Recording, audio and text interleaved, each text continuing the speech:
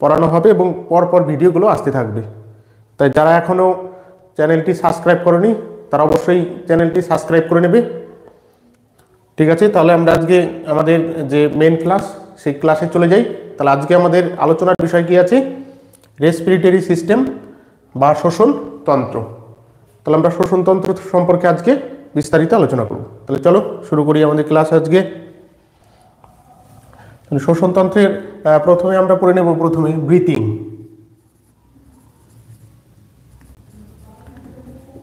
Breathing মানে হচ্ছে তোমার শ্বাস প্রশ্বাস, শ্বাস প্রশ্বাস। তাহলে ব্রিথিং বা শ্বাস প্রশ্বাস সম্পর্কে আমরা প্রথমে জেনে যাই। তাহলে ব্রিথিং হচ্ছে তোমার দুই প্রকারের। কি আছে?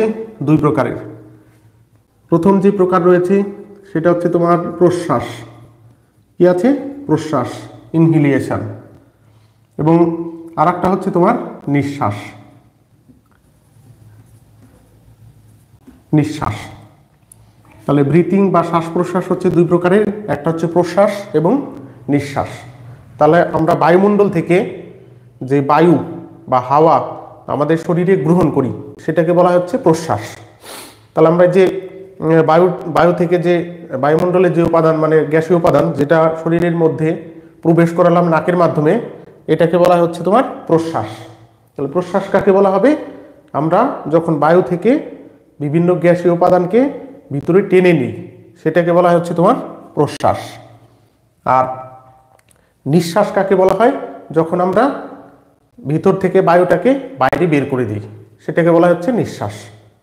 তাহলে আমরা শ্বাস প্রশ্বাস সম্পর্কে আমরা জানলাম যে প্রশ্বাস কাকে বলে। আমরা যখন বায়ু থেকে হাওয়া ভিতরে নেই সেটা হচ্ছে প্রশ্বাস, আর ভিতর থেকে হাওয়াটা বাইরে বের করে দিই সেটা হচ্ছে তোমার নিঃশ্বাস।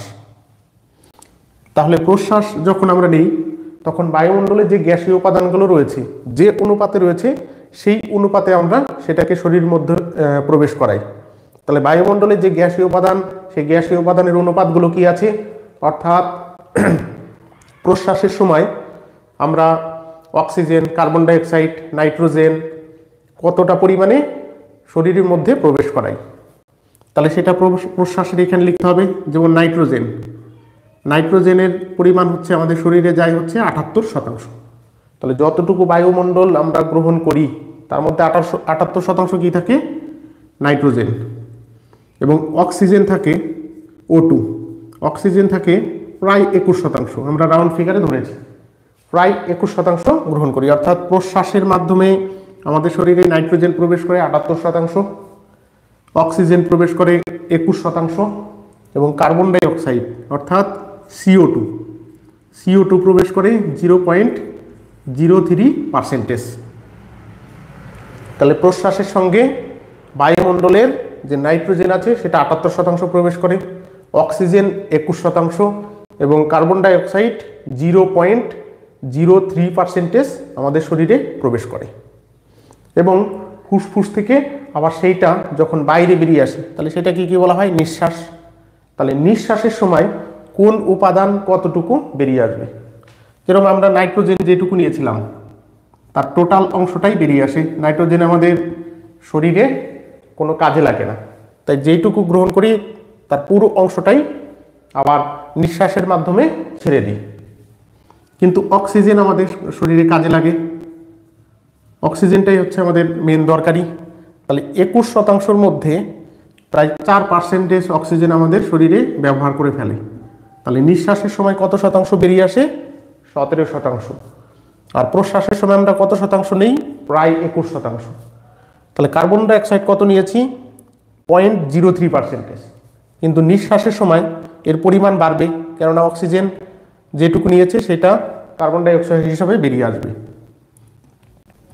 তাহলে এটা হচ্ছে তোমার অক্সিজেন, ভুল হয়েছে, এখানে O2 হবে। তাহলে CO2, তাহলে CO2 কতটুকু বেরোবে? 4.6%, 4.6%। তাহলে প্রশ্বাসে 78% নাইট্রোজেন, 21% অক্সিজেন, 0.03% কার্বন ডাইঅক্সাইড আমাদের শরীরে প্রবেশ করে এবং নিঃশ্বাসের মাধ্যমে 78% নাইট্রোজেন, অক্সিজেন 17% এবং কার্বন ডাইঅক্সাইড 4.6% বেরিয়ে আসে। তাহলে এইভাবে শ্বাস এবং প্রশ্বাসের মাধ্যমে আমাদের শরীর চলছে। তাহলে বিষয়টা বোঝা গেল যে কি বলতে চেয়েছে এখানে, যে আমরা শ্বাসের মাধ্যমে প্রশ্বাসের মাধ্যমে কতটা বায়ুমণ্ডলীয় উপাদান গ্রহণ করি আর নিঃশ্বাসের মাধ্যমে কতটা বায়ুমণ্ডলীয় উপাদানকে বের করে দিই। তাহলে এই গেল হচ্ছে তোমার ব্রিথিং বা শ্বাস প্রশ্বাস। এরপরে আমরা দেখে নেব যে আমাদের যে শ্বসন অঙ্গ আছে, বিভিন্ন প্রাণী রয়েছে এবং বিভিন্ন প্রাণীর শ্বসন অঙ্গ আলাদা আলাদা রয়েছে। তাহলে আমরা সেই বিভিন্ন প্রাণীগুলোর যে শ্বসন অঙ্গ রয়েছে সেই শ্বসন অঙ্গগুলোর নামগুলো দেখে নেব। এগুলো তোমার পরীক্ষাতে অর্থাৎ কম্পিটিটিভ পরীক্ষা, এমনি সাধারণ পরীক্ষাতেও বেশ এসে থাকে কোশ্চেনগুলো, তাই সবার জন্যই দরকারি। তাহলে প্রথমে আমরা দেখব হচ্ছে তোমার স্তন্যপায়ী প্রাণী। স্তন্যপায়ী প্রাণী, তাহলে স্তন্যপায়ী প্রাণী বলতে কাদের বোঝানো হয়? যে সমস্ত প্রাণী হচ্ছে বাচ্চা প্রসব করে এবং দুধ পান করে সেগুলোকে বলা হয় স্তন্যপায়ী প্রাণী। তাহলে উদাহরণ কি হবে স্তন্যপায়ী প্রাণীর? মানুষ, গরু, ছাগল, এগুলো সমস্ত হচ্ছে স্তন্যপায়ী প্রাণী। আর স্তন্যপায়ী প্রাণীর শ্বসন অঙ্গের নাম হচ্ছে তোমার ফুসফুস। কি আছে? ফুসফুস। তাহলে স্তন্যপায়ী প্রাণীর শ্বসন অঙ্গ কি আছে? ফুসফুস, মানে প্রধান শ্বসন অঙ্গ হচ্ছে ফুসফুস। 2 নম্বর এককোষী প্রাণী। এককোষী প্রাণী, তাহলে এককোষী প্রাণীর উদাহরণ কি আছে? এককোষী প্রাণীর উদাহরণ আছে ব্যাকটেরিয়া, ভাইরাস। তাহলে ব্যাকটেরিয়া, ভাইরাসও শোষণ করে থাকে।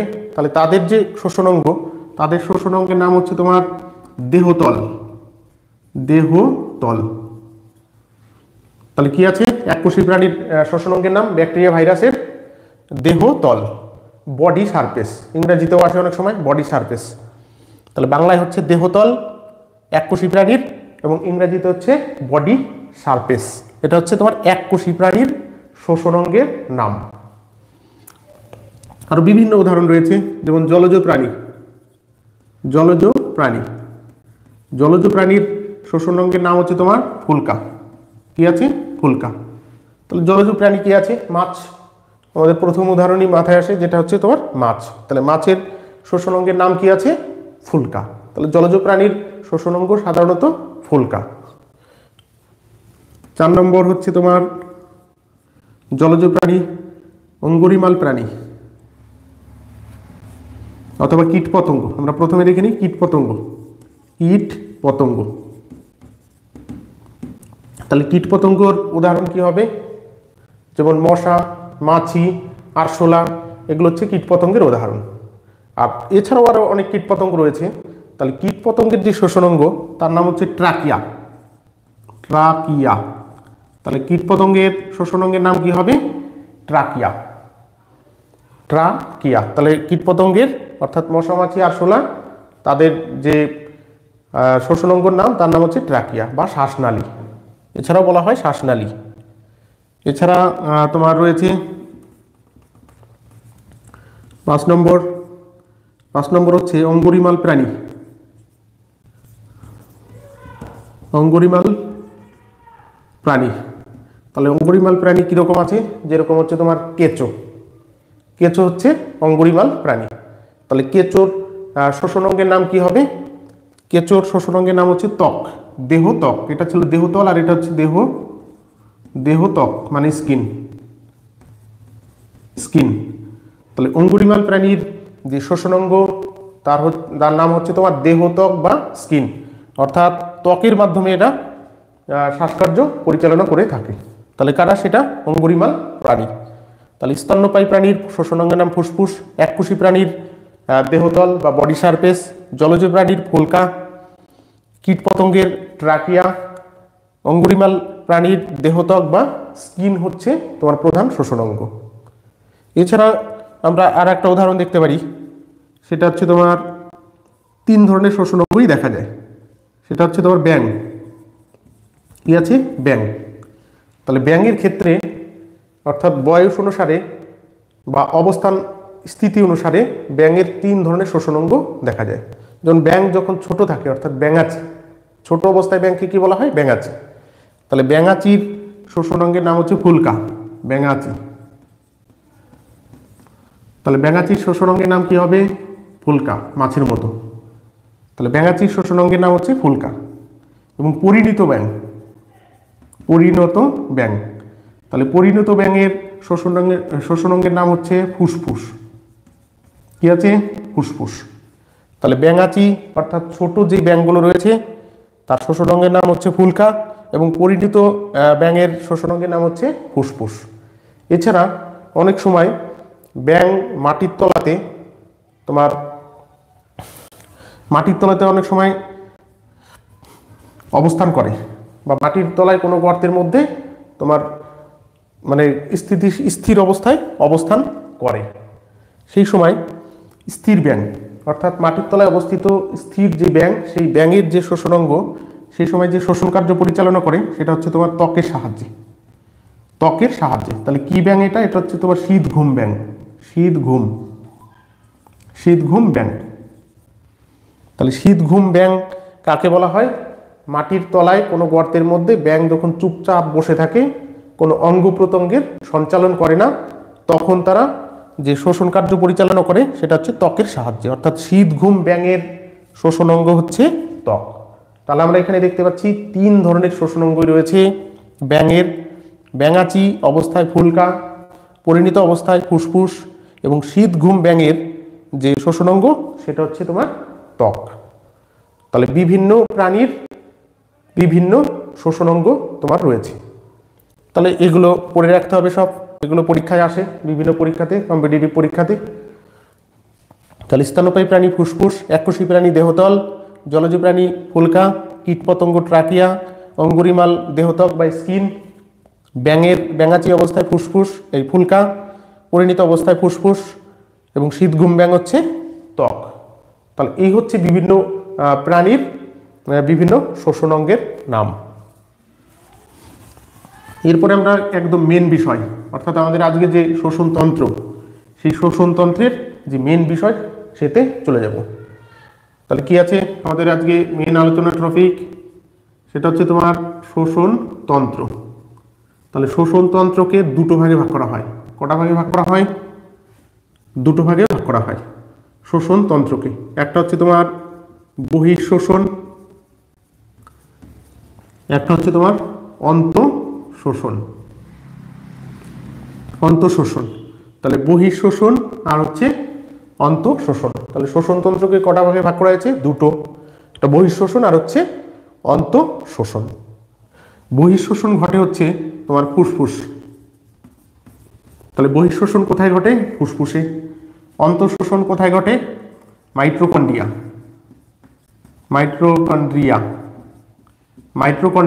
এবং প্রোটোপ্লাজমে।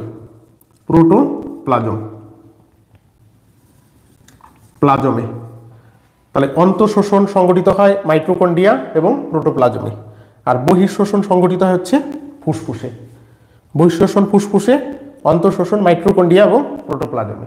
তাহলে এখানে দেখতে পাচ্ছি যে শোষণতন্ত্র দুই প্রকারের: বহিঃশোষণ ফুসফুস, অন্তঃশোষণ মাইটোকন্ড্রিয়া এবং প্রোটোপ্লাজমে সংগঠিত হয়ে থাকে।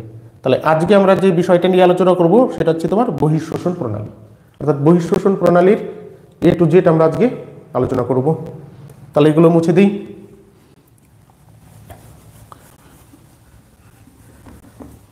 তাহলে বহিঃশোষণ প্রণালীর প্রধান শোষণ অঙ্গ কোনটা? ফুসফুস। তাহলে আমাদের এখানে একটা চিত্র আঁকা রয়েছে ফুসফুসের। তাহলে সেই ফুসফুস সম্পর্কে আমরা প্রথম থেকে আলোচনা করব। তাহলে ফুসফুসের অনেকগুলো অংশ রয়েছে। ফুসফুসের কি রয়েছে? অনেকগুলো অংশ রয়েছে। যেমন প্রথম যে অংশটা রয়েছে ফুসফুসের সবার মানে বহিঃশোষণের, তাহলে বহিঃশোষণের ফুসফুসের অনেকগুলো অংশ রয়েছে এবং বহিঃশোষণ প্রণালীর অনেকগুলো মানে অংশে বিভক্ত করা যায়। তার প্রথম যে অংশটা রয়েছে সেটা হচ্ছে নাসিকা ছিদ্র। তাহলে প্রথম অংশটা কি আছে? নাসিকা ছিদ্র। তাহলে নাসিকা ছিদ্রের কাজ কি?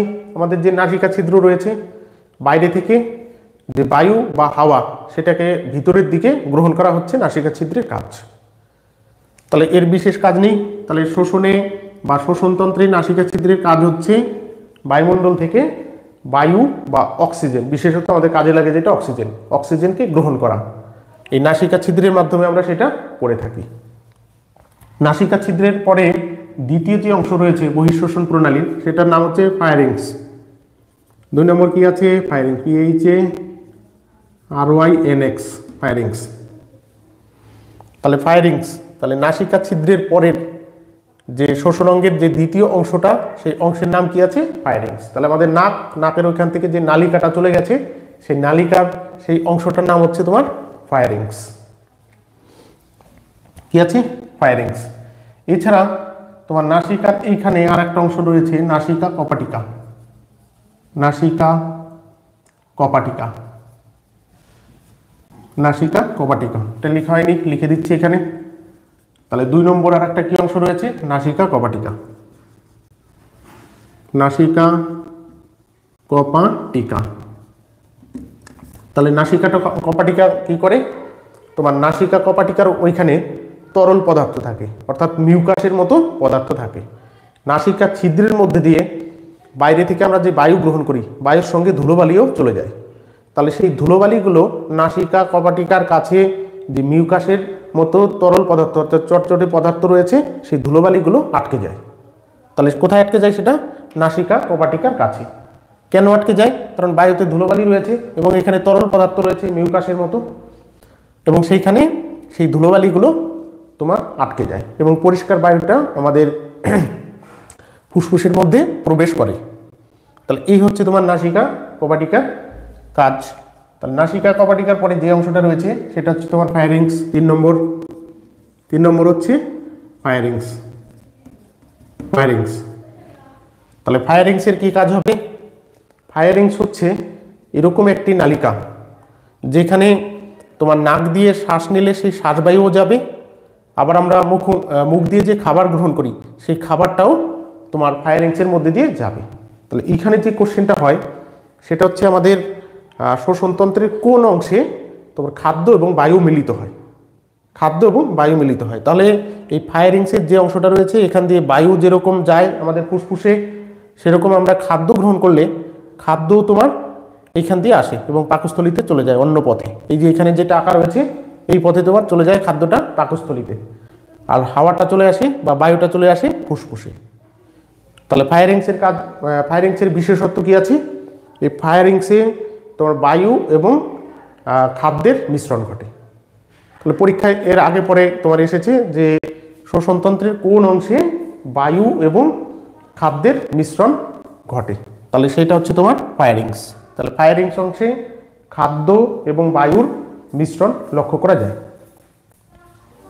তো ফায়ারিংসের পরে 4 নম্বর যে বিষয়টা রয়েছে সেটা হচ্ছে লাইরিংস। কি আছে? লাইরিংস।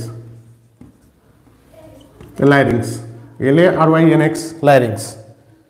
তাহলে পরবর্তী যে অংশটা রয়েছে সেই অংশটার নাম হচ্ছে তোমার লাইরিংস। তাহলে লাইরিংসের কাজ কি? লাইরিংসকে বলা হয় সাউন্ড বক্স। Sound box. তাহলে সাউন্ড বক্স কাকে বলা হয়? লাইরিংস। তাহলে আমাদের যে মুখ দিয়ে যে আওয়াজটা বেরোচ্ছে, এই আওয়াজটা কিরকম হবে সেই আওয়াজটা নির্ভর করে হচ্ছে তোমার লাইরিংসের ওপরে। তাহলে লাইরিংস থেকে তোমার আওয়াজ নির্গত হয়, এই কারণে লাইরিংসকে কি বলা হয়? Sound box. তাহলে সাউন্ড বক্স কাকে বলা হয়? লাইরিংস। ফায়ারিংসের পরের যে অংশটা তার নাম হচ্ছে লাইরিংস, যেটা আমাদের এই আওয়াজটা নির্ভর করে, অর্থাৎ আওয়াজটা কীরকম হবে, মধুর হবে না কর্কশ হবে, অর্থাৎ আমরা যে কথা বলছি এই কথাটা সম্পূর্ণভাবে নিয়ন্ত্রিত হয় লাইরিংসের মাধ্যমে। এই কারণে লাইরিংসটাকে তোমার সাউন্ড বক্স বলা হয়। এছাড়া লাইরিংসের সঙ্গে তোমার আর একটা অংশ যুক্ত থাকে, এই অংশের নাম হচ্ছে ইপিগ্লোটিক্স। কি যুক্ত থাকে? ইপিগ্লোটিক্স, মানে একটা কপাটিকার মতো অংশ। কার সাথে যুক্ত থাকে? লাইরিংসের সঙ্গে যুক্ত থাকে। তাহলে আমরা এখানে লিখে দিই ইপিগ্লোটিক্স। ইপিগ্লোটিক্স, গ্লোটিক্স। তাহলে কার সাথে যুক্ত থাকে ইপিগ্লোটিক্স? ইপিগ্লোটিক্স যুক্ত থাকে লাইরিংসের সাথে।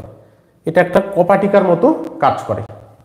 যখন আমরা শ্বাস গ্রহণ করি তখন পাকস্থলীতে যে খাবার যায় সেই খাবারের রেট আটকে যায়, তখন শ্বাসটা ফুসফুসে চলে আসে।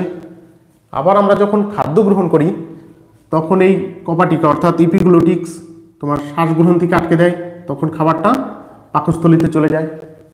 তাহলে এইটা একটা কপাটিকার মতো কাজ করে। যখন শ্বাস নেই তখন পাকস্থলীর যে খাদ্যনালিকা সেটাকে আটকে দেয়, আবার যখন খাদ্য গ্রহণ করি তখন ফুসফুসের যে নালিকা সেই নালিকাটাকে আটকে দেয়। ফলে ফুসফুসের মধ্যে তোমার খাবার চলে আসতে পারে না। তাহলে ইপিগ্লোটিক যদি না থাকতো তাহলে আমরা খাবার খেলে খাবার কোথায় চলে আসতো? ফুসফুসের মধ্যে চলে আসতো।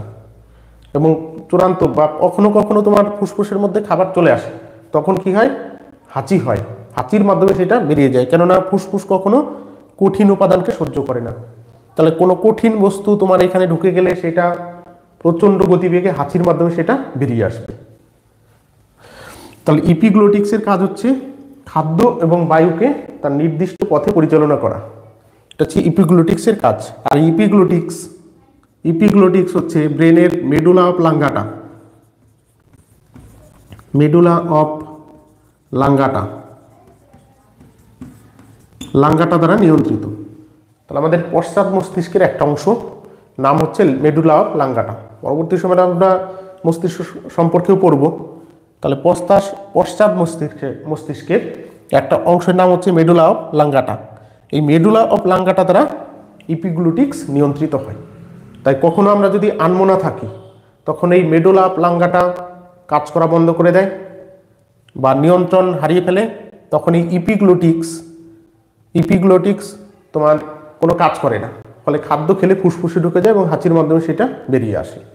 তাহলে ইপিগ্লোটিক্স কার দ্বারা নিয়ন্ত্রিত হয়? আমাদের পশ্চাৎ মস্তিষ্কে অবস্থিত মেডুলা অফ লাঙ্গাটা রয়েছে, সেই মেডুলা অফ লাঙ্গাটা দ্বারা নিয়ন্ত্রিত হয়, মেডুলা অফ লাঙ্গাটা দ্বারা নিয়ন্ত্রিত হয়ে থাকে। তাহলে ইপিগ্লোটিক্স খাদ্য এবং বায়ুকে তার নির্দিষ্ট পথে চালনা করতে সহায়তা করে থাকে। ইপিগ্লোটিক্স কার সাথে যুক্ত থাকে? লাইরিংসের সঙ্গে যুক্ত থাকে। আর লাইরিংসকে কি বলা হয়? সাউন্ড বক্স বলা হয়ে থাকে, যেহেতু আমাদের ভয়েসটাকে নিয়ন্ত্রণ করে হচ্ছে লাইরিংস। লাইরিংসের পরে ফুসফুসের যে অংশটা রয়েছে তার নাম হচ্ছে তোমার ট্রাকিয়া। কি রয়েছে? ট্রাকিয়া। তাহলে এই যে নালিকার মতো যে অংশটা চলে এসছে এর নাম হচ্ছে ট্রাকিয়া। ট্রাকিয়ার বিশেষ কোনো কাজ নেই। ট্রাকিয়ার মধ্যে দিয়ে বায়ু ফুসফুসে আসে। ট্রাকিয়ার পরে রয়েছে ব্রঙ্কাস। 6 নম্বর হচ্ছে ব্রঙ্কাস। কি হয়েছে? 6 নম্বর ব্রঙ্কাস। তাহলে ব্রঙ্কাসেরও বিশেষ কাজ আমরা এখানে দেখতে পাচ্ছি না। তাহলে ব্রঙ্কাসে যদি ঘা হয় তাহলে ব্রঙ্কাইটিস রোগ হয়। আমরা শুনেছি অনেকের ব্রঙ্কাইটিস রোগ হয়েছে। তাহলে সেটা কিসে হয়?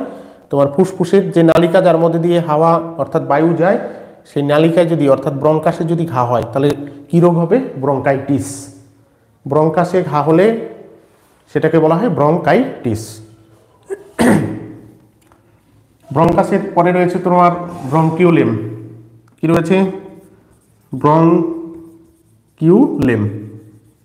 তাহলে ব্রঙ্কিওলেমের বিশেষ কাজ নেই, বায়ুটাকে তোমার পৌঁছে দেয়। ব্রঙ্কিওলেমের পরে যে গোল গোল যে অংশগুলো রয়েছে ফুসফুসের উপরে, গোল গোল যে অংশগুলো রয়েছে এটাকে বলা হয় অ্যালভিউলি। কি বলা হয়? অ্যালভিউলি বা বায়ুথলি। অ্যালভিউলি বা বায়ুথলি। তাহলে নাসিকা ছিদ্রের মধ্যে দিয়ে হাওয়া এসে কোথায় পৌঁছায়? আমাদের যে বায়ুথলি রয়েছে ফুসফুসে সেই বায়ুথলি বা অ্যালভিউলি। কিন্তু আমাদের ধারণা কি ছিল? যে ফুসফুসটা একটা ফাঁকা স্থান, তার মধ্যে হাওয়া আসে আবার বাইরে বেরিয়ে চলে যায়।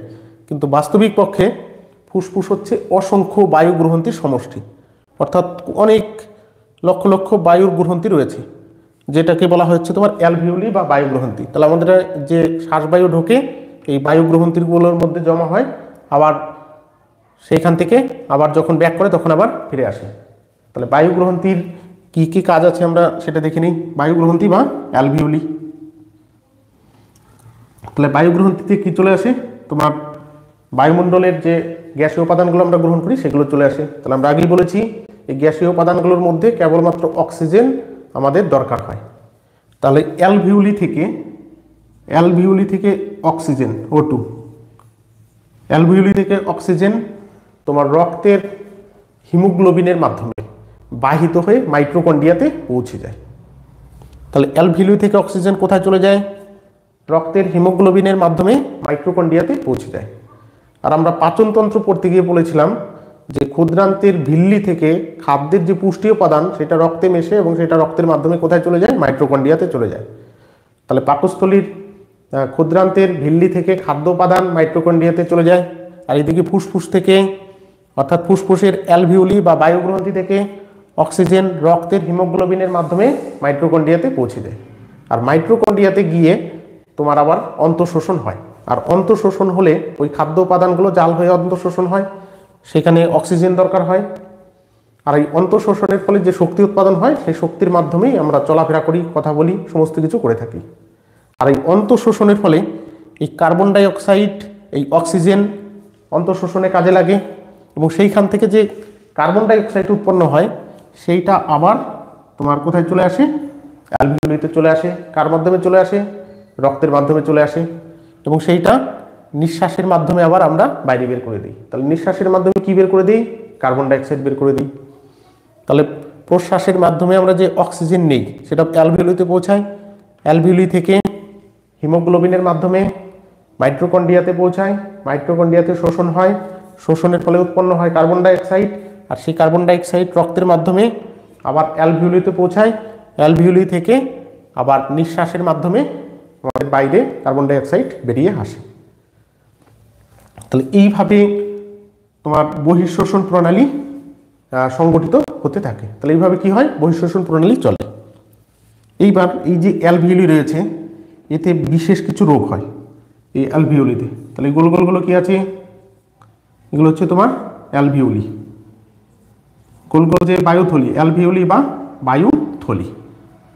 তাহলে এই অ্যালভিউলিতে যদি ঘা হয়, অ্যালভিউলিতে যদি ঘা হয় তাহলে যে রোগ সৃষ্টি হয় সেটাকে বলা হয় টিবি রোগ। কি রোগ? টিবি রোগ। তাহলে টিবি রোগ কোথায় হয়? অ্যালভিউলিতে। অর্থাৎ অ্যালভিউলিতে ঘা হলে সেটাকে বলা হয় টিবি রোগ। কাশির সঙ্গে রক্ত উঠে আসে টিবি রোগ হলে। তাহলে সেটা কোথায় হবে? অ্যালভিউলিতে। তাহলে অ্যালভিউলিতে ঘা হলে এটাকে বলা হয় টিবি রোগ। আবার অনেক সময় অ্যালভিউলির মধ্যে যদি জল জমে তাহলে সেটাকে বলা হয় নিউমোনিয়া। নিউমোনিয়া। তাহলে অ্যালভিউলিতে জল জমলে সেটা কি বলা হয়? নিউমোনিয়া। এটা সাধারণত সদ্যজাত বাচ্চাদের হয়ে থাকে বেশিরভাগ ক্ষেত্রে। সদ্যজাত যে বাচ্চা তাদের ক্ষেত্রে অনেক সময় তোমার অ্যালভিউলিতে জল জমে অর্থাৎ নিউমোনিয়া হয়ে থাকে, বেশি হয়। অন্যদেরও হয় কিন্তু সদ্যজাত বাচ্চাদের বেশি হয়। তাহলে অ্যালভিউলিতে ঘা হলে সেটাকে বলা হয় টিবি, অ্যালভিউলিতে জল জমলে সেটাকে বলা হয় নিউমোনিয়া। নিউমোনিয়া। তাহলে এই হচ্ছে তোমার বহিঃশ্বসন প্রণালী। এছাড়া কিছুদিন আগে আমাদের এখানে ভাইরাস ঘটিত রোগ এসেছিল, সেটা হচ্ছে তোমার করোনা ভাইরাস। Corona virus. তাহলে করোনা ভাইরাস আমাদের শরীরের কোন অংশে আক্রমণ করে? করোনা ভাইরাস যদি আসে তাহলে আমাদের যে ফুসফুস আছে এই ফুসফুসের অ্যালভিউলির মধ্যে জমা হয়, বা অ্যালভিউলির যে চারিদিকে যে পর্দা রয়েছে সেই পর্দার মধ্যে জমা হয়। জমা হয়ে তোমার অ্যালভিউলিগুলোকে কঠিন বা শক্ত করে দেয়। আর শক্ত করলে এটা সংকুচিত বা প্রসারিত হয় না, তখন কি হয়? মানুষ শ্বাসকষ্টে মারা যায়। তাহলে এরকম কোশ্চেন আসতে পারে যে করোনা ভাইরাস আমাদের কোন অঙ্গকে আক্রমণ করে? তাহলে ফুসফুস অপশনে থাকলে আমরা ফুসফুস বলতে পারি। যদি অ্যালভিউলি থাকে তাহলে অ্যালভিউলি বলতে পারি, যে অ্যালভিউলির ওপরে জমা হয়ে অ্যালভিউলিকে শক্ত করে দেয় বা কঠিন করে দেয়, ফলে সংকুচিত প্রসারিত হয় না, তাই আমাদের শ্বাসকষ্ট হয় বা শ্বাসকষ্টে মানুষ মারা যায়। তাহলে সেটা কিসের ফলে? করোনা ভাইরাস দ্বারা যদি আক্রান্ত হয়ে থাকে। তাহলে এই হচ্ছে আমাদের বহিঃশ্বসন প্রণালী। তাহলে বহিঃশ্বসন প্রণালীর অংশগ্রহণকারী অংশগুলো কি আছে? নাসিকা ছিদ্র, নাসিকা কপাটিকা, ফায়ারিংস, লায়ারিংস, ট্রাকিয়া, ব্রঙ্কাস, ব্রঙ্কিউলেম, আর হচ্ছে অ্যালভিউলি। অ্যালভিউলি। তাহলে আমরা বহিঃশ্বসন প্রণালীর যে অংশগুলো আছে সেই অংশগুলো জানলাম। এরপরে এর সঙ্গে যে সংযুক্ত অর্থাৎ আনুষঙ্গিক যে বিষয়গুলো আছে সেগুলো আমাদের জানতে হবে। তাহলে ফুসফুস কি হয়? ফুসফুস সাধারণত আমাদের বাম সাইডের তুলনায় ডান সাইডে যে ফুসফুস থাকে তার আয়তনটা বড় হয়। তাহলে বাম সাইডের ফুসফুসের আয়তন কি হয়? ছোট হয়, এবং ডান সাইডের ফুসফুসের আয়তন কি হয়? একটু বড় হয়। তাহলে এর কারণ কি আছে? এর কারণ হচ্ছে আমাদের বাম সাইডে তোমার হৃৎপিণ্ড রয়েছে, পাকস্থলী রয়েছে, জায়গা কম, এই কারণে বাম সাইডের ফুসফুসটার আয়তন একটু ছোট এবং ডান সাইডের ফুসফুসের আয়তন হচ্ছে একটু বড় হয়ে থাকে। তাহলে এই যে ফুসফুস রয়েছে, এই ফুসফুসের সংকোচন এবং প্রসারণ কিভাবে হয়ে থাকে? তাহলে এই ফুসফুসের সংকোচন এবং প্রসারণের জন্য দায়ী হচ্ছে তোমার নিচে একটা স্পঞ্জের মতো অংশ থাকে বা স্প্রিং এর মতো অংশ থাকে, তাকে বলা হয় ডায়াফ্রাম। ফুসফুসে যখন শ্বাস অর্থাৎ প্রশ্বাস নেই তখন ফুসফুস বড় হয় এবং এই যে ডায়াফ্রামটা নিচের দিকে বসে যায় স্প্রিং এর মতো। আবার ডায়াফ্রাম যখন উপরের দিকে উঠে আসে ফুসফুস সংকুচিত হয় এবং নিঃশ্বাস বেরিয়ে আসে। তাহলে আমাদের শ্বাস প্রশ্বাস অর্থাৎ ফুসফুসের সংকোচনের জন্য দায়ী ডায়াফ্রাম এবং প্রসারণের জন্য দায়ী হচ্ছে ডায়াফ্রাম। তাহলে ডায়াফ্রামের সংকোচন প্রসারণের জন্য ফুসফুস সংকুচিত এবং প্রসারিত হয়, অর্থাৎ আমরা শ্বাস এবং প্রশ্বাস নিতে পারি। এই কারণে কোনো কারণে যদি ডায়াফ্রাম ভেঙে যায় তাহলে মানুষ কি হবে? ফুসফুস আর সংকুচিত প্রসারিত হবে না, আর সংকুচিত প্রসারিত না হলে আমরা শ্বাস নিতে পারবো না, আর শ্বাস না নিলে মানুষ মারা যাবে। তাহলে ডায়াফ্রাম ভেঙে গেলে মানুষের অবধারিত মৃত্যু হবে, কেন আমাদের শ্বাস প্রশ্বাসই বন্ধ হয়ে যাবে। তাহলে ডায়াফ্রামের কাজ কখনো কখনো কমে যায়। ডায়াফ্রামের কাজ কি হয়? কখনো কখনো কমে যায়। তাহলে সেইটা কিভাবে? যদি কখন কমে যাবে? যখন ডায়াগ্রাম সংকুচিত হয়ে থাকবে। ডায়াগ্রাম যদি সংকুচিত হয়ে থাকে তখন ডায়াগ্রামের কাজ কমে যাবে, অর্থাৎ ডায়াগ্রাম সংকুচিত প্রসারিত বেশি হবে না, ফলে ফুসফুসও সংকুচিত প্রসারিত বেশি হবে না, তখন আমাদের কি হবে? শ্বাসকষ্ট হবে। যেরকম যখন প্রসূতি মায়েদের পেটে যখন সন্তান থাকে তখন কি হয়? এই ডায়াফ্রামটা সংকুচিত হয়ে থাকে, উপরের দিকে উঠে যায়। আর এই সংকুচিত হয়ে থাকে বলে যে প্রসূতি মায়েদের পেটে সন্তান থাকলে সংকুচিত হয়, তখন তাদের কি হয়? শ্বাসকষ্ট হয়। তাহলে কেন শ্বাসকষ্ট হয়? এর কারণ হচ্ছে ডায়াফ্রাম সংকুচিত হয়ে থাকে, ফলে ফুসফুস সংকোচন এবং প্রসারণ হতে পারে না। তাহলে সেই ক্ষেত্রে ফুসফুসকে সংকোচন এবং প্রসারণ কে করে থাকে? সেই ক্ষেত্রে ফুসফুসকে সংকোচন এবং প্রসারণের করে থাকে আমাদের যে পাঁজর রয়েছে, অর্থাৎ রিবস, অর্থাৎ আমাদের বুকে যে পাঁজরের হাড় রয়েছে, এর আগে আমরা হাড় পড়েছি এর আগে। হাড়ে কি বলা হয়েছে? যে হাড় হচ্ছে স্লাইডলি মুভেবল।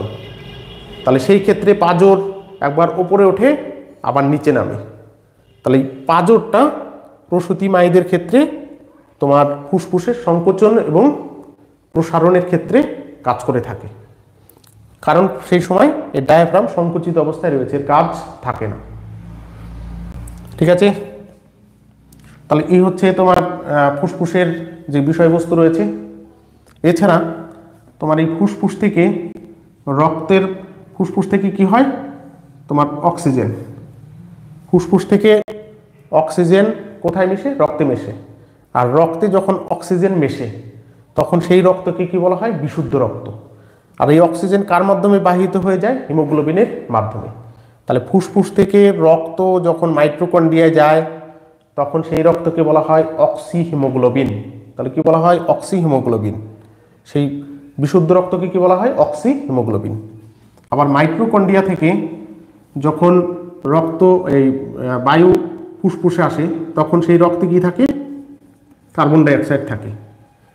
তাহলে সেই রক্তকে কি বলা হয়? কার্বো অক্সি হিমোগ্লোবিন। তাহলে ফুসফুস থেকে অক্সিজেন যুক্ত হয়ে রক্ত মাইটোকন্ড্রিয়া যাওয়ার সময় সেই রক্তকে বলা হয় অক্সি হিমোগ্লোবিন। আবার মাইটোকন্ড্রিয়া থেকে কার্বন ডাইঅক্সাইড যুক্ত রক্ত যখন ফুসফুসে আসে তখন সেই রক্তকে বলা হয় তোমার কি বলা হয়? কার্বো অক্সি হিমোগ্লোবিন। ঠিক আছে? তাহলে এই হচ্ছে তোমার যে বহিঃশ্বসন প্রণালী রয়েছে, সেই বহিঃশ্বসন প্রণালী। তাহলে বহিঃশ্বসন প্রণালীর সাথে আরো অনেক বিষয় যুক্ত রয়েছে, তাহলে আমরা সেগুলোও দেখব। তাহলে যারা যারা বুঝতে না পারবে অবশ্যই তারা SMS করে জানাবে। তাহলে আমরা এখানে যে বিষয়গুলো রয়েছে, এই যে ফুসফুস রয়েছে, এই ফুসফুসে তোমার টোটাল বায়ু ধরে হচ্ছে 6 লিটার। কত লিটার বায়ু ধরে ফুসফুসে? 6 লিটার। তাহলে আমাদের ফুসফুসে গড়ে 6 লিটার বায়ু ধরে। আর আমরা একবারে যখন প্রশ্বাস নেই, তাহলে আমরা একবার যখন প্রশ্বাস নেই কতটুকু বায়ু ভিতরে প্রবেশ করাই? সেটা হচ্ছে এই 6 লিটারের 8%। কত শতাংশ? 6 লিটারের 8%। পরীক্ষায় কোশ্চেন আসে যে আমরা একবারে প্রশ্বাসে কতটুকু পরিমাণে বায়ু ভিতরে প্রবেশ করাই। তাহলে সেইটা হবে 8%, মানে মোটের উপরে 8%, অথবা 8% যদি করি তাহলে সেটা দাঁড়াবে গিয়ে প্রায় হাফ লিটার। কত হবে? Half litre. তাহলে পরীক্ষার আনসারে থাকতে পারে হাফ লিটারও থাকতে পারে, আর শতাংশ যদি থাকে তাহলে সেই সময় লিখতে হবে হচ্ছে 8%। তাহলে আমাদের ফুসফুসের বায়ু ধারণ ক্ষমতা কত? Total lungs capacity, total lungs capacity বা volume, total lungs capacity TLC, total lungs capacity কত? 6 লিটার। টোটাল লাংস ক্যাপাসিটি হচ্ছে 6 লিটার, অর্থাৎ মোট ফুসফুসের বায়ু ধারণ ক্ষমতা হচ্ছে 6 লিটার। আর একবারে আমরা কতটুকু বায়ু গ্রহণ করি? সেটা হচ্ছে টোটালের উপরে 8%, অথবা হাফ লিটার। তাহলে অথবা কত? Half litre. তাহলে আমরা যেটুকু একবারে যতটুকু বায়ু গ্রহণ করি তার কত গুণ বায়ু আমরা ভিতরে প্রবেশ করাতে পারবো? তাহলে হাফ লিটারের 12 গুণ, মানে হচ্ছে তোমার 6 লিটার। হাফ লিটারের 12 গুণ কত হবে? 6 লিটার। তাহলে পরীক্ষায় প্রশ্ন আসে যে আমরা একবারে যতটুকু প্রশ্বাস গ্রহণ করি তার কত গুণ প্রশ্বাস আমরা ভিতরে নিতে পারি। তাহলে সেটা হবে কত? 12 গুণ। 12 গুণ। তাহলে আমরা জানি যে যখন কোনো আর্মির পরীক্ষায় জিডি বা আর্মিতে গেলে বা বিভিন্ন পরীক্ষা রয়েছে আরও, সেই পরীক্ষাতে গেলে কি বলে? চেস্ট, মানে বুক ফোলাতে বলে। তাহলে তাদের বুক ফোলানোর উদ্দেশ্যটা কি? তাদের বুক ফোলানোর উদ্দেশ্য হচ্ছে আমাদের যে ফুসফুস রয়েছে তাতে সে 6 লিটার বায়ু ধরাতে পারে কিনা। আর 6 লিটার বায়ু যদি আমরা পুরোটা ফুসফুসের মধ্যে নিয়ে নিতে পারি তাহলে বুকটা মোটামুটি কতটুকু ফুলে উঠবে তার একটা মেজারমেন্ট রয়েছে। সেই হিসাবে তারা তোমার সিলেক্ট করে থাকে কোনো ব্যক্তিকে। তাহলে এর মেন কারণ কি? আমাদের ফুসফুসে 6 লিটার বায়ু আটছে কিনা বা সে নিতে পারছে কিনা, এই সক্ষমতা পরীক্ষা করার জন্যই তোমার বুক ফোলাতে বলে থাকে। তাহলে কোথায় এটা? আর্মিতে, তোমার বিএসএফে, আর বিভিন্ন পরীক্ষা রয়েছে যেগুলোতে তোমার বুকের সাধারণ মাপ নেওয়া হয়, আবার বুক ফুলিয়েও মাপ নেওয়া হয়। তাহলে বুক ফুলিয়ে মাপ নেওয়ার উদ্দেশ্য কি? আমাদের লাংসে টোটাল 6 লিটার বায়ু সে নিতে পারছে কিনা বা তার কোনো সমস্যা আছে কিনা, এই কারণেই যে বুকের যে ফোলানো সেই বিষয়টা এসে থাকে। ঠিক আছে। আর একটা বিষয় বলা হয়নি, তোমার ফুসফুসের উপরের যে আবরণ সেটাকে বলা হয় প্লুরা। ফুসফুসের উপরের আবরণকে কি বলা হয়? প্লুরা। এছাড়া আরো অনেক বিষয় রয়েছে, তাহলে ক্লাস দীর্ঘস্থায়ী হয়ে যাচ্ছে। তাহলে আমরা এখানে শেষ করি। এর পরের দিন এই যে বহিঃশ্বসন প্রণালী রয়েছে, অর্থাৎ সেই বহিঃশ্বসন প্রণালীর যে অংশটুকু বাকি রয়েছে সেইটুকু পড়িয়ে দেব। আর এছাড়া যে অন্তঃশ্বসন প্রণালী, অর্থাৎ মাইটোকন্ড্রিয়াতে যে প্রণালী, অর্থাৎ ক্রেব চক্র চলে, সেই ক্রেব চক্র সম্পর্কে আমরা বিস্তারিত আলোচনা করব। তাহলে ক্লাস এখানেই শেষ করা হচ্ছে। যারা ভিডিওটি দেখবে তারা অবশ্যই সাবস্ক্রাইব করে নেবে এবং লাইক কমেন্ট করে দেবে, তাহলে চ্যানেলটি এগোতে পারবে। কেননা এতে ইনফরমেটিভ ভিডিও আসতে থাকবে প্রচুর পরিমাণে, যেটা পরীক্ষাতে তোমাদের কাজে লাগবে।